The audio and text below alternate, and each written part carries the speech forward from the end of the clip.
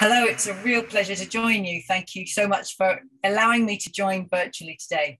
So I'm going to talk about donuts. In fact, I'm going to talk about the only ones that actually turn out to be any good for us. And I'd like to share my screen. Let's go. So we're at a crossroads. We certainly are at a crossroads in how we imagine the future of progress and what is its shape. And if we pull back and recognize that the 21st century has begun with repeated crises, from the financial meltdown of 2008 through to the ongoing climate and ecological breakdown, to the last years of COVID lockdown. And these crises are reported differently in the news, and yet they have many things in common. They show us how deeply interconnected we are with each other and with the rest of the living world. They show us that impacts fall with sharp inequalities of gender and of race, of wealth and power between the global north and the global south. And they show us that the systems that produce crises are based upon the pursuit of endless expansion. A financial system aiming to expand endlessly creates its own subprime mortgage market. An energy and material system that aims to endlessly extract from Earth's sources will break down the living planet. And a system of human settlements of ever encroaching into spaces of wildlife, coupled with ever increasing air travel between countries, we create the perfect conditions for a global health pandemic. So we need to reimagine the shape of progress because it is not endless expansion.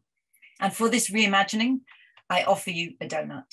It's the only one that turns out to be good for us. You can think of it as a compass for human prosperity in the 21st century. So imagine humanity's use of Earth's resources radiating out from the center of this picture. This means that the hole in the middle is a place where people are left falling short on the essentials of life. It's where people do not have the resources they need for food and water, healthcare, housing, education, political voice, transport, connection, gender and social equality. These 12 dimensions I crowdsourced from the Sustainable Development Goals. And the power of that is that all governments have already agreed that all people have a claim to these essential needs. Leave nobody falling short in the whole. But as we aim to meet the needs of all people, we start to use Earth's resources in ways that put pressure on the life support systems of our planetary home. And so there is an ecological ceiling too, beyond which we must not go. Because beyond that lies breakdown of the climate, lies ocean acidification, a hole in the ozone layer. We break down the web of life through biodiversity loss. These 9 dimensions around the outside are known as the 9 planetary boundaries, first recognized by Earth system scientists just over a decade ago. So they're the life support systems that make life work on this unique and delicately balanced living planet.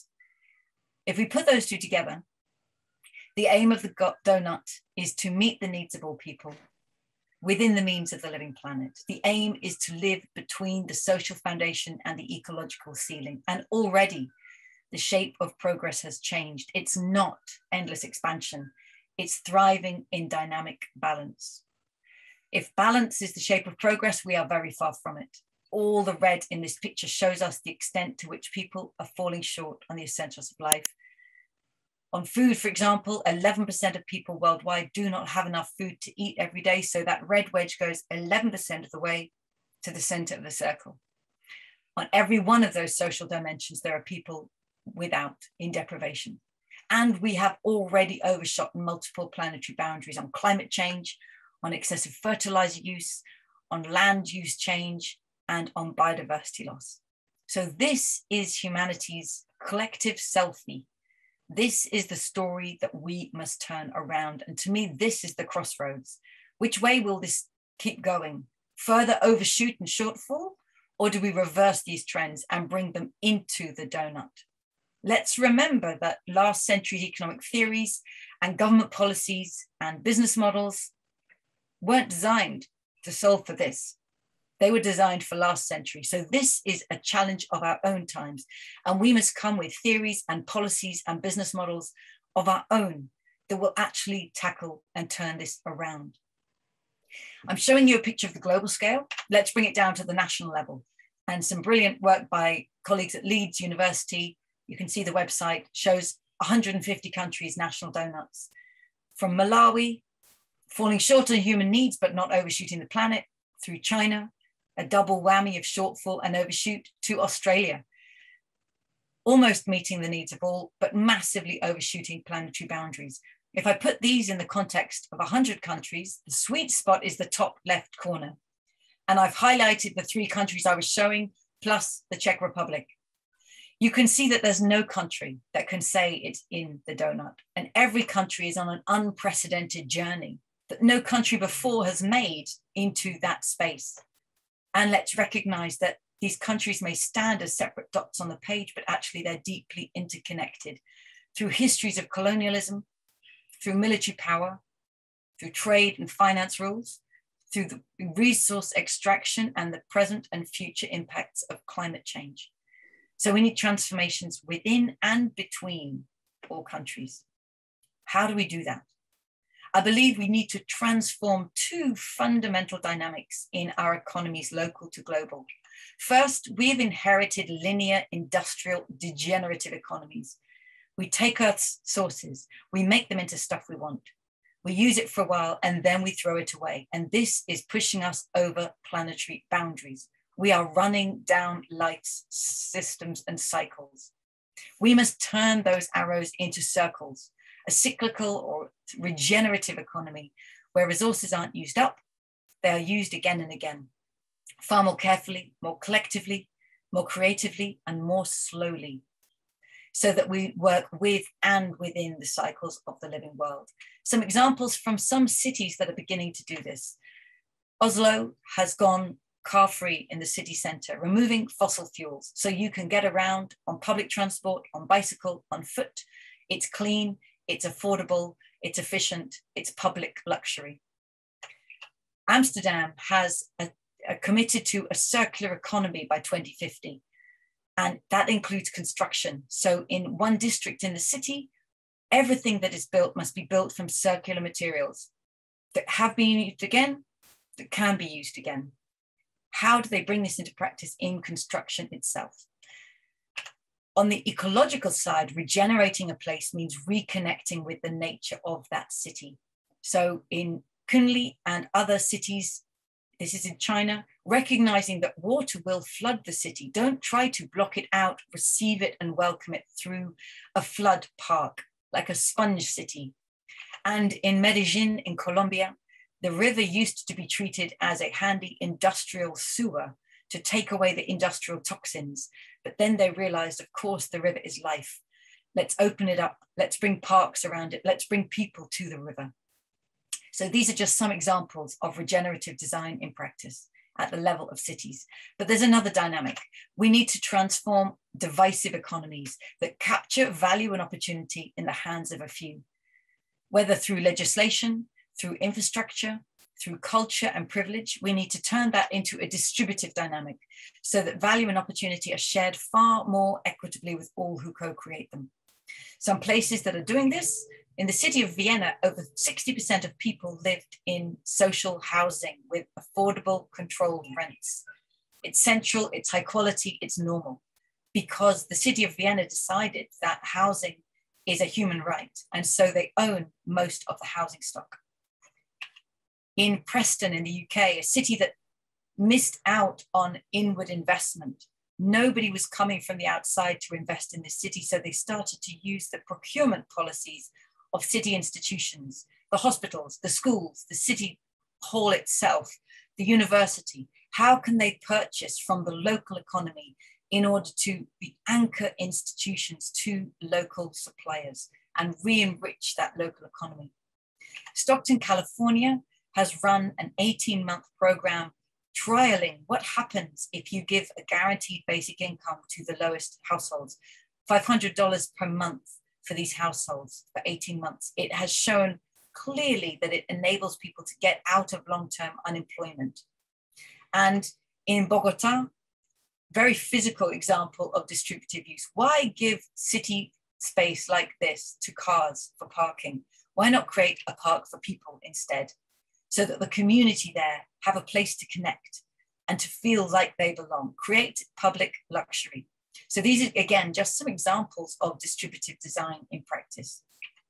So if we're going to get into the donut, I believe we need to create regenerative and distributive design at many levels, within nations, within neighborhoods, and between nations.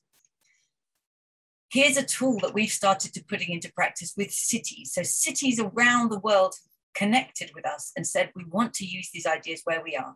So I'm going to talk you through this, and I invite you to think of it, of a city that you know, whether it's Prague or another city that you're in, where you come from, where you're going to. Imagine everything I ask through the lens of a city that you know and love. Can our city live within the donut? Well, let's unroll that space, and we can go inside between the social foundation and the ecological ceiling and think about the future and create a canvas. So the question we invite every city to ask itself: how can our city become a home to thriving people in a thriving place while respecting the well-being of all people and the health of the whole planet? And this breaks down into 4 questions. First, how can all of the people of our city thrive? And how can our city be as generous as the wildland next door? These are the social and ecological questions of local aspiration to make this city a great place to live. But we have to add to that local aspiration, the global responsibility of asking, how can our city respect the health of the whole planet and the well-being of people worldwide? Let me take you into each of these 4 lenses. So how can all of the people of our city thrive? What does thriving mean to people here? That question is going to differ, whether we ask it in London or Prague, in Stockholm or Dar es Salaam. What has COVID-19 made visible in your city that was always there, but now is seen and must be acted upon? And what aspect of your local culture can be your greatest strength to pivot towards the future that we know we need to create? This is the local social lens. Let's add to it the local ecological lens. How can your city be as generous as the wildland next door? Where is the wildland next door? Where's the most intact natural habitat of your ecosystem? And what is nature's genius there? How does nature cleanse the air and house biodiversity, store carbon, cycle water, harvest energy, and regulate the temperature? What if your city aimed to match or exceed nature's generosity? So storing carbon and housing wildlife, how can the city do that? How can it harvest solar energy through rooftop farms or solar panels? How can it manage water and build soil so that the city becomes part of the ecosystem in which it belongs? Let's go to the global responsibility. How can our city respect the health of the whole planet? How can we transform mobility to decarbonize our impact? How can we create a circular economy like Amsterdam is doing to massively reduce our material footprint in the world? How can we transform, for example, our food system so that we produce more food here and depend less upon a food impact worldwide? And think about the global supply chains of your city of food, clothing, electronics, construction materials. Think of the people in those global supply chains. So what retailers and brands are on sale in the city? How is the government procuring its provisions? And think of all the people worldwide involved in those supply chains. How are their rights respected and their communities' rights respected? If we pull back, we have a canvas in which you can bring any issue that you're facing. For example, you could say, let's talk about the future of housing in our city. How can we create housing that's affordable, that builds community, that respects the work of parents, that connects them to everything they need in the neighborhood? How can we build housing that reconnects us to the wildlife next door, that brings nature back in so that we feel we live in green spaces? How can we build housing that massively reduces our material footprint and our carbon footprint, as we know we must, and that respects the rights of people throughout global supply chains? Of course, this can't tell you the answers, but it invites you to ask all the questions. You must come with your own answers. You can place that question at the center and say, what targets does our city already have around transforming the future of housing? What action is already in motion. Let's celebrate the good initiatives underway. But where are the critical challenges we still face? And what new initiatives could we come with to turn this around? And how is everything interconnected? We began running workshops like these in the cities of Portland, Philadelphia, and Amsterdam. This was pre-COVID in late 2019. And we could tell that these policymakers and community members wanted to rise out of the silos of their job titles and connect and see the whole view and find how everything is connected.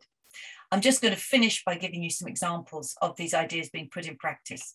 So the city of Amsterdam said we want to adopt the donut as our model as part of becoming a circular city. And we published a city portrait with them. They used it in lots of meetings with city staff and community members and adopted it and made their own orange version, with the goal of the city being a thriving, inclusive, regenerative city for all residents while respecting the planetary boundaries. They put it at the top of their circular strategy with the aim of being 100% circular by 2050, 50% circular by 2030, and starting circular procurement next year. So they've really integrated it into that ambition. Brussels in Belgium decided to try the same, and they've done a 4-lens portrait of their city through the lens of the donut in a way that everybody can understand, with cartoon, with key statistics, and now looking to see how to embed this into the economic transition of the Brussels capital region. And I've shown you 2 big cities, but this work is happening also at the scale of neighborhoods. This is Birmingham in the UK.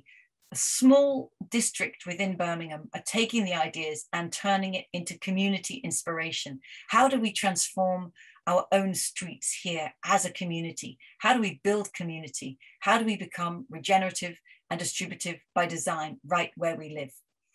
So let me say also that community organizers around the world have started creating donut action networks from Amsterdam worldwide. Civic organizations saying we want to promote the use of these tools in our city, in our neighborhood, in our community, or our country, and they too are self-organizing. If you're interested, you can go to Doughnut Economics Action Lab's website and see how you could form one where you are. So let me pull back. If humanity is to get into the donut, we need to create the dynamics of regenerative and distributive design. Doughnut Economics Action Lab is very soon going to release these tools that I've shown you of turning our city into a portrait and asking how can government act? And if you're interested, come to our platform, join us as a member or just browse and have a look. We are creating tools all the time that we put into the commons. We simply ask for reciprocity. If you use the tools, share back what you learned, share how you adapted them, because we know that is how we inspire each other to change. I'll stop here and very much look forward to any questions. Thank you.